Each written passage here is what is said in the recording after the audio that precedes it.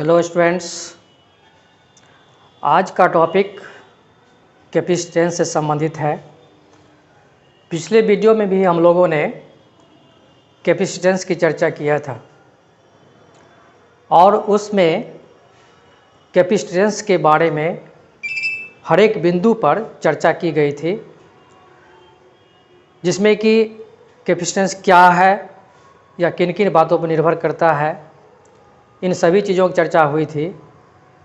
और आज का टॉपिक भी कैपेसिटेंस रिलेटेड है, लेकिन आज हम लोग जो कैपेसिटेंस पढ़ने के लिए जा रहे हैं वह पैरेलल प्लेट से ही संबंधित है। किंतु पिछले टॉपिक में अर्थात पिछले वीडियो में हमने जो कैपेसिटेंस चर्चा किया था वह था पैरेलल प्लेट का कैपेसिटेंस कैसे प्राप्त किया जाता है, और आज उसी का ही एक पार्ट कहा जा सकता है कि पैरेलल प्लेट का कैपेसिटेंस ज्ञात तो करेंगे, लेकिन उसमें कंपाउंड डाइइलेक्ट्रिक सिस्टम होगी, अर्थात यौगिक परावैधता की उपस्थिति होगी। तो हम कह सकते हैं आज का टॉपिक है capacitance of parallel plate with dielectric compound dielectric, अर्थात यौगिक परावैधता वाले समांतर पट्टिका संधारित्र की धारिता कैसे हम प्राप्त करेंगे, इसकी चर्चा करेंगे। लेकिन इस टॉपिक को पढ़ने से पहले हम आपसे यही कहेंगे कि यदि आप हमारे पिछले वीडियो को नहीं देखे हैं तो उसे आप ज़रूर देखें, क्योंकि उसमें जितनी डिटेल्स चर्चा की गई है उसकी मदद से आपको इस टॉपिक को समझने में आसानी होगी।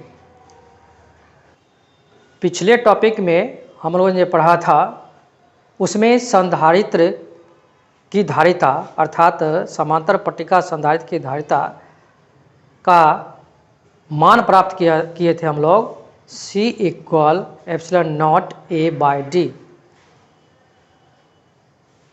लेकिन यहाँ समांतर पट्टिका संधारित्र के साथ साथ एक अन्य माध्यम की भी उपस्थिति होगी, तो निश्चित रूप से यहाँ जो संधारित्र प्राप्त होगी वह उसके तुलना में डिफरेंट प्राप्त होगी।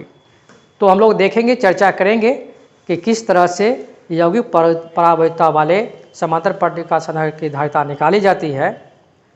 लेकिन इससे पहले जो स्टूडेंट हमारे चैनल से नया जुड़े हैं या फिर अभी तक जो स्टूडेंट इस चैनल को सब्सक्राइब नहीं किए हैं, तो सबसे पहले इस चैनल को सब्सक्राइब कर बेल आइकन को जरूर दबाएं और अधिक से अधिक शेयर करने का प्रयास करें, लाइक करें, जिससे कि अधिक से अधिक स्टूडेंट्स को इसका फ़ायदा, इसका बेनिफिट मिल सके। हम लोग बिना समय गंवाए सीधा टॉपिक पे चलते हैं। टॉपिक से संबंधित जो इसमें फिगर आ रहे हैं पहले उसको समझते हैं। उसको समझते हुए उसमें क्या क्या कंडीशंस आ सकते हैं, किस किस टॉपिक से संबंधित उसमें बातें आएंगी, उसको पहले समझते हैं, फिर धारिता की ओर बढ़ेंगे। लेकिन धारिता निकालने से पहले एक बार हम याद दिला दें कि किसी भी संधारित्र की धारिता C के लिए सूत्र हम लोगों ने पढ़ा था Q/V। मतलब ये है कि यदि धारिता निकालना हो किसी भी संधारित्र का तो इस फॉर्मूला का यूज करना ही होगा। अर्थात यदि हम किसी भी संधारित्र के लिए Q का मान प्राप्त कर लें और V का मान प्राप्त कर लें, तो इस दोनों मान को इस फॉर्मूला में पुट कर देते हैं तो हमें उसकी धारिता प्राप्त हो जाती है।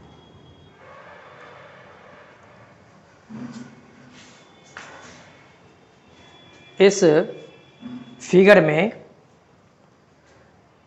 दो समांतर पट्टिका के रूप में एक A और एक B रखा गया है, जिसमें कि हम लोग पहले से जानते हैं कि +Q आवेश जिस पर दिया जाता है उसको संग्राहक पट्टिका कहा जाता है, और जिस पर आवेश आता है अर्थात आवेश संग्रह होता है उसको संघनक पट्टिका कहा जाता है, और इसे B माना गया है।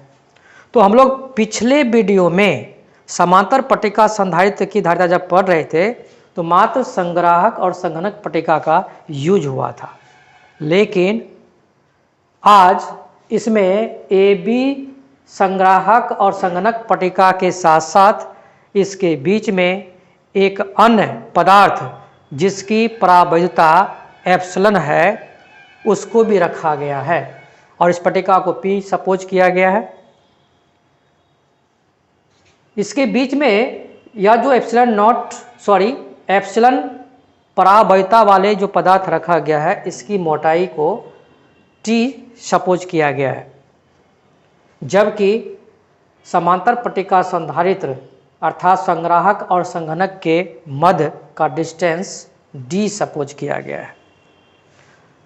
अब जब हम लोग आगे चर्चा करेंगे उसमें यह देखेंगे कि जब आवेश प्लस क्यू संग्राहक पट्टिका पर दी जाएगी तो यह आवेश पहले वायु वाले माध्यम से होते हुए इस एप्सिलॉन परावैधता वाले माध्यम में प्रवेश करते हुए फिर से वायु वाले माध्यम में आएगी, तब जाकर के संघनक पट्टिका तक पहुंचेगी। जबकि इससे पहले जो समांतर पट्टिका संधारित्र था उसमें यह माध्यम नहीं था, जिसके कारण यहाँ पर आवेश संग्राहक पट्टिका से सीधा वायु माध्यम से संघनक पट्टिका तक पहुँचते थे। तो यहाँ पे एक तरह से देखा जाए तो तीन माध्यम को क्रॉस करेगा, पहले वायु, फिर एप्सिलॉन परावैधता वाले माध्यम, फिर से वायु, उसके बाद संघनक पट्टिका पर। और हम जानते हैं कि अलग अलग माध्यमों में जब आवेश प्रवाहित होती है तो उसके विद्युत क्षेत्र की तीव्रता अलग अलग होती है। गॉस प्रमेय में हम लोगों ने पढ़ा था पिछले वीडियो में, गॉस महाशय के हिसाब से वायु वाले माध्यम या फिर किसी अन्य माध्यम में जो विद्युत प्रवाहित होने का अर्थात आवेश प्रवाहित होने का जो तीव्रता होती है वह भिन्न भिन्न होती है, तो उसकी भी चर्चा की गई है। तो जब वायु वाले माध्यम में आवेश प्रवाहित होती है तो उसकी तीव्रता E इक्वल विद्युत क्षेत्र की तीव्रता E इक्वल प्राप्त होता है सिग्मा बाय एप्सिलॉन नॉट। यह पिछले वीडियो में भी चर्चा कर दी गई है कि आखिर ये कैसे होता है, गॉस प्रमेय से कैसे होता है।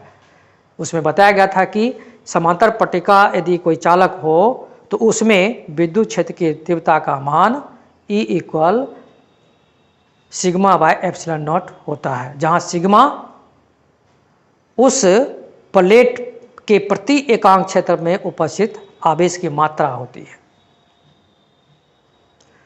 जबकि यह माध्यम वायु वाले माध्यम से के तुलना में अलग माध्यम है, तो इसकी भी विद्युत क्षेत्र की तीव्रता होगी और इसमें यहाँ पर बोल सकते हैं E बराबर सिग्मा बाय एप्सिलॉन। अब सिग्मा बाय एप्सिलॉन जो प्राप्त हुआ तो उस एप्सिलॉन के जगह पे हम लोग पीछे भी पढ़ चुके हैं, एप्सिलॉन का एक वैल्यू होता है, एक समीकरण प्राप्त होता है, वो होता है epsilon not into epsilon R. आपके सामने स्क्रीन पर इस सभी की चर्चा हो चुकी है। तो हम इस फिगर में हम लोगों ने चर्चा किया कि सपोज कर लेते हैं कि ए और बी क्रमशः संग्राहक एवं संघनक पट्टिका है और इसके मध्य एक एप्सिलॉन परावैद्युत वाले पदार्थ को रखा गया है। परावैद्युत से मतलब ये है कि यह जो परावैद्युत है वह किसी भी पदार्थ का एक गुण होता है कि उस माध्यम से होकर करके आवेश का प्रवाह किस रूप में हो सकता है, उसकी तीव्रता क्या हो सकती है, उसको दर्शाने का ये कार्य करती है। तो एप्सिलॉन परावैधता वाले माध्यम को रखा गया है जिसकी मोटाई स्मॉल टी है और दोनों संग्राहक दोनों पट्टिकाओं के बीच, संग्राहक और संघनक पट्टिकाओं के बीच का डिस्टेंस स्मॉल डी सपोज किया गया है। अब यदि संग्राहक पट्टिका पर प्लस क्यू आवेश दी जाती है तो उस संघराक पट्टिका के प्रति एकांक क्षेत्रफल पर सपोज करेंगे कि उसके आवेश की मात्रा सिग्मा है। आवेश प्लस क्यू दी गई है जो पूरे प्लेट में एक समान रूप से वितरित हो जाती है, लेकिन उसके एकांक क्षेत्रफल में जो आवेश होगी उसको यहाँ पे सपोज किया गया है सिग्मा। तो सिग्मा एक तरह से इस संघराक पट्टिका का पृष्ठ घनत्व कहा जा सकता है, और पृष्ठ घनत्व का जो सूत्र होता है उसके अनुसार से हम लिख सकते हैं यहाँ पर sigma equal Q by A. Cross multiplication करेंगे तो क्यू इक्वल प्राप्त होता है सिग्मा ए। तात्पर्य ये है कि इसमें जो आवेश प्लस क्यू दिया गया है उस पूरे आवेश का वैल्यू हम कह सकते हैं सिग्मा ए। मैंने शुरू में बताया था कि किसी भी संधारित्र की धारिता यदि प्राप्त करना हो तो इसके लिए सूत्र प्रयोग होता है C इक्वल क्यू बाय भी। यदि Q और V का मान प्राप्त हो जाता है तो इस सूत्र में, इस फॉर्मूला में दोनों का मान पुट करने पर हमें संधारित्र की धारिता प्राप्त हो जाती है। तो हम कह सकते हैं कि एक मान हमें प्राप्त हो गया Q इक्वल सिग्मा ए। अब हमें V कैसे प्राप्त होगा इसकी चर्चा करेंगे। तो हम लोगों ने Q बराबर सिग्मा ए प्राप्त कर लिया। अब इस संधारित्र के अंदर जो आवेश का प्रवाह हो रहा है, तो मैंने शुरू में बताया था कि वायु में और किसी माध्यम में विद्युत की क्षेत्र की तीव्रता भिन्न भिन्न होती है। तो आपके स्क्रीन पर भी दिया गया है कि जब आवेश वायु वाले भाग में प्रवेश करती है, उससे होकर क्रॉस करती है, तो उसके क्षेत्र की तीव्रता अर्थात विद्युत क्षेत्र की तीव्रता E equal sigma by epsilon not. जहाँ सिग्मा के बारे में बताए थे कि यह इसके क्षेत्रफल, एकांक क्षेत्रफल में जो आवेश होती है उस जिसको हम पृष्ठ घनत्व कहते हैं, और एप्सिलॉन नॉट इस वायु वाले भाग की परावैधता है। गॉस के प्रमेय से यह सूत्र प्राप्त होता है। जबकि माध्यम वाले भाग की परावैधता एप्सिलॉन सपोज किया गया था, तो इसके आधार पे इसकी तीव्रता ई डैश बराबर सिग्मा बाय एप्सिलॉन हो जाएगी। और हमें पहले से पता है कि एप्सिलॉन इक्वल होता है epsilon not into epsilon R, इसलिए एप्सिलॉन के जगह पे आगे पुट किया गया है epsilon not into epsilon R. अर्थात हम लोगों ने दो तरह से विद्युत क्षेत्र तीव्रता प्राप्त किया है, क्योंकि यहाँ पे एक तरह से माध्यम दो है, इधर वायु का क्षेत्र, इधर वायु का क्षेत्र, जबकि यह एक अलग माध्यम। तो इस दोनों के लिए विद्युत क्षेत्र की तीव्रता तो सेम होगी सिग्मा बाय एप्सिलॉन नॉट, किंतु इस भाग के लिए जिसकी परावैधता एप्सिलॉन है उसके लिए विद्युत क्षेत्र की तीव्रता E dash equal sigma by epsilon not into epsilon R होगी। तो हम लोगों ने अभी तक Q का मान निकाल चुके हैं, दोनों माध्यमों में विद्युत क्षेत्र की तीव्रता प्राप्त कर चुके हैं। अब इस संधारित्र की विभव क्या होगी इसकी चर्चा करेंगे। हम लोग जानते हैं विभव का सूत्र क्या होता है, W बाय क्यू। V बराबर पिछले क्लास में पढ़ चुके हैं W बाय क्यू, अर्थात संधारित्र की पट्टिकाओं के बीच अर्थात A और B के बीच जो विभव होगा उसको हम लिख सकते हैं V equal W by Q. जहाँ W क्या है, तो W के बारे में अर्थात विभव की परिभाषा यदि याद होगा तो उसमें बताया गया था ना कि प्रति एकांक आवेश को अनंत से एक निर्दिष्ट बिंदु तक लाने में किए गए कार्य को ही उस बिंदु पर विभव कहा जाता है। तो उसके अनुसार से सूत्र प्राप्त होता है V बराबर W बाय क्यू। किंतु इस संधारित्र में दो प्रकार से कार्य संभव हैं। एक, जब आवेश संग्राहक पट्टिका से चलती है तो इस वायु वाले भाग में भी कार्य होगी, और यह जो परावैधता वाला अलग माध्यम है इसमें भी कार्य होगी। तो अर्थात यहाँ पे कार्य दो भागों में बट जाएगा। और हम जानते हैं कार्य बराबर क्या होता है, डब्ल्यू बराबर क्या होता है, Fs। तो यहाँ पर जो वायु वाला भाग है इसका डिस्टेंस निकालना पड़ेगा। तो डिस्टेंस में हम देख रहे हैं कि दोनों संधारित्रों के बीच का डिस्टेंस स्मॉल d सपोज किया गया है और इसकी मोटाई स्मॉल t है। तो इसके बेस्ड पर इस भाग की यदि दूरी निकालना हो, डिस्टेंस निकालना हो, तो पूरे दूरी में से इस मोटाई को हम माइनस कर सकते हैं, घटा सकते हैं। तो हमें यह और यह वाले भाग का डिस्टेंस प्राप्त हो जाएगा। तो हम कह सकते हैं कि वायु वाले भाग का डिस्टेंस, दूरी जो है वह d माइनस टी होगा।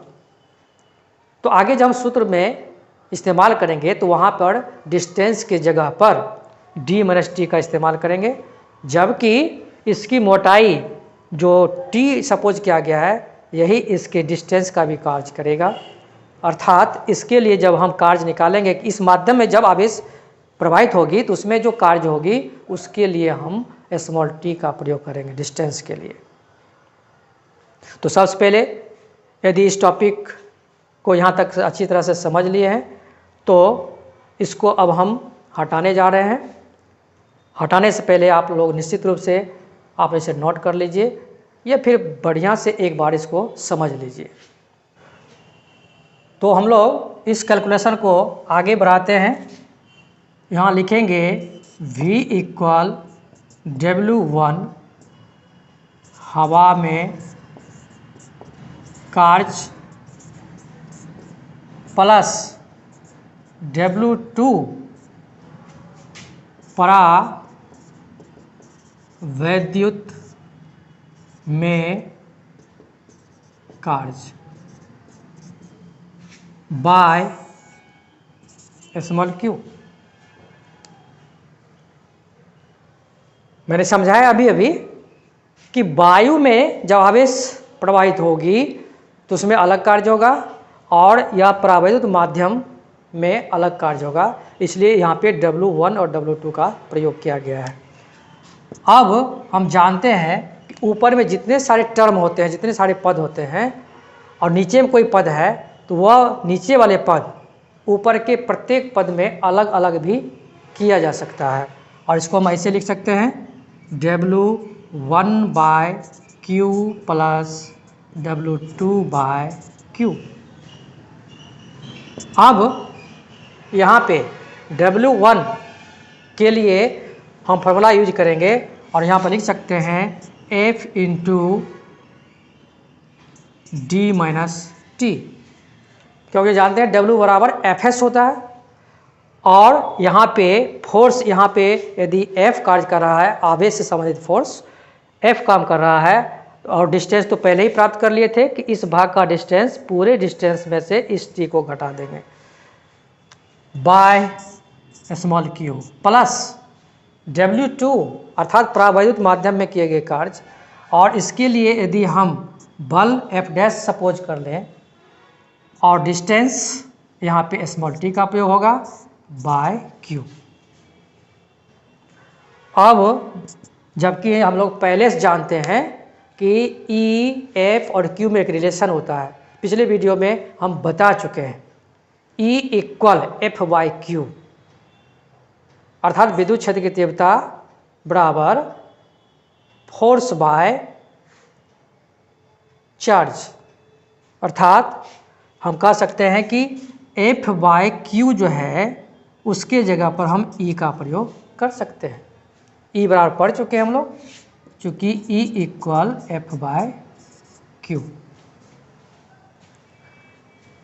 तो E इंटू हो जाएगा D minus T plus F dash by Q, यहाँ भी उसी फॉर्मूला का यूज करेंगे और यहाँ पर हो जाएगा E डैश इंटू टी।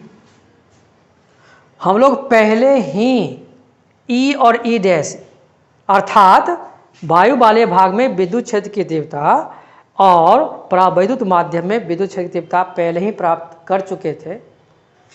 तो वहाँ पे हम लोगों ने प्राप्त किया था ई के लिए sigma by epsilon not into D minus T हो जाएगा, प्लस परावैद्युत माध्यम में विद्युत क्षेत्र की तीव्रता हम लोगों ने प्राप्त किया था ई डैश बराबर sigma by epsilon not into epsilon R into T हो जाएगा। हम लोग यहाँ देख रहे हैं कि दोनों टर्म में सिग्मा और एप्सिलॉन नॉट दोनों में है, इसे हम कॉमन भी ले सकते हैं। तो प्राप्त हो जाएगा sigma by epsilon not into D minus T plus T by epsilon R. यहाँ पर देख रहे हैं कि टर्म में टी दोनों जगह है, यहाँ भी हम कॉमन ले सकते हैं और लिख सकते हैं sigma by epsilon not into D minus, यहाँ से ब्रैकेट डालेंगे और हो जाएगा यहाँ पे 1 minus 1 by epsilon R into T. तो हमें भी का मान प्राप्त हो चुका है sigma by epsilon not into D minus 1 by epsilon R into T. जैसा कि मैंने पहले ही बताया था कि धारिता निकालने के लिए दो मानों की आवश्यकता होती है, एक दिए गए आवेश की जो कि हम लोग पहले प्राप्त कर चुके हैं Q बराबर सिग्मा ए, और अभी अभी हम लोगों ने विभव प्राप्त कर लिया, अर्थात संग्राहक पट्टिका पर जो आवेश दी गई थी प्लस Q, और यह वायु और परावैद्युत माध्यम होते हुए जो संघनक पट्टिका पर पहुंचा है, तो इसके बीच में जो विभवांतर है, विभव का जो वैल्यू होगा वह प्राप्त हो चुका है। आप प्लीज इसे नोट कर लें। फिर अब हम लोग आगे Q और V का मान धारिता के सूत्र में पुट करेंगे और इसकी धारिता प्राप्त हो जाएगी। यदि यौगिक परावैद्युता वाले संधारित्र की धारिता C सपोज कर लिया जाए तो हम कह सकते हैं C equal Q by V। अब इस Q का मान अभी अभी मैंने बताया, आप लोग नोट भी किए होंगे, सिग्मा ए, और V का मान सामने है, इसे पुट करेंगे sigma by epsilon not into D minus 1 by epsilon R into T. हम देख रहे हैं कि सिग्मा ऊपर और नीचे दोनों में है, कैंसिल हो जाएगा, और ये एप्सिलॉन नॉट जो नीचे है भिन्न के रूप में, वह मल्टीप्लिकेशन जब आएगा तो ऊपर चला जाएगा। तो उसे हम लिख सकते हैं epsilon naught A by D minus 1 by epsilon R into T. और यही मान यौगिक परावैद्युता वाले संधारित्र की धारिता होगी। अर्थात हम लोगों ने अभी अभी यौगिक परावैद्युता वाले समांतर पट्टिका संधारित्र की धारिता प्राप्त कर लिया और हमें व्यंजक प्राप्त हुआ है C equal epsilon naught A by D minus 1 by epsilon naught epsilon R into T. याद होगा जब हम लोगों ने समांतर पट्टिका संधारित्र की धारिता प्राप्त किया था तो उसमें मान प्राप्त हुआ था C equal epsilon naught A by D. थोड़ा हम लोग इसमें तुलना कर लेते हैं। तुलना इसलिए करेंगे क्योंकि मैंने पिछले वीडियो में चर्चा किया था कि संधारित्र की धारिता किन किन बातों पर निर्भर करता है। तो उसमें एक कारक, एक पॉइंट यह भी था कि यदि संधारित्र के मध्य कोई अन्य परावैद्युत वाले माध्यम को रख दिया जाए, अन्य चालक पदार्थ को रख दिया जाए, तो उसकी धारिता बढ़ जाती है। तो समांतर पट्टिका संधारित्र कि जो धारिता प्राप्त हुआ था पहले वो और अभी यौगिक प्रभावहीता वाले समांतर पट्टिका संधारित्र की जो धारिता प्राप्त हुआ है, क्या दोनों में अंतर है या नहीं, पहले से धारिता का मान बढ़ गया या घट गया, इसको हम देख लेते हैं। सिंपल सी बात है, यहाँ C equal epsilon naught A by D है और यहाँ पे epsilon naught A by D minus, अर्थात डी में कुछ घट रहा है। ऊपर में दोनों जगह सेम वैल्यू है, epsilon naught A epsilon naught A, और वहाँ पर D है, जबकि यहाँ पर D में कुछ मान घट रहा है। तो सीधी सी बात है कि ऊपर में मान समान हो और पहले के मान से कम मान से यदि ऊपर में भाग दिया जाए तो प्राप्त मान पहले की तुलना में अधिक प्राप्त होता है। तो यह क्लियर हो गया।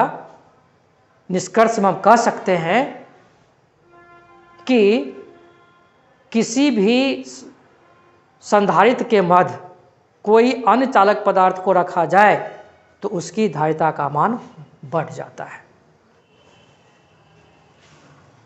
तो आज हम लोग यौगिक प्रभावहीता वाले संधारित्र की धारिता क्या होगी उसका व्यंजक हम लोगों ने पढ़ा। उम्मीद करते हैं कि अच्छा लगा होगा, समझ में आ गई होगी। अब धारिता से ही संबंधित नेक्स्ट टॉपिक भी हम लोग पढ़ेंगे। इसके लिए नेक्स्ट वीडियो का इंतज़ार करना होगा।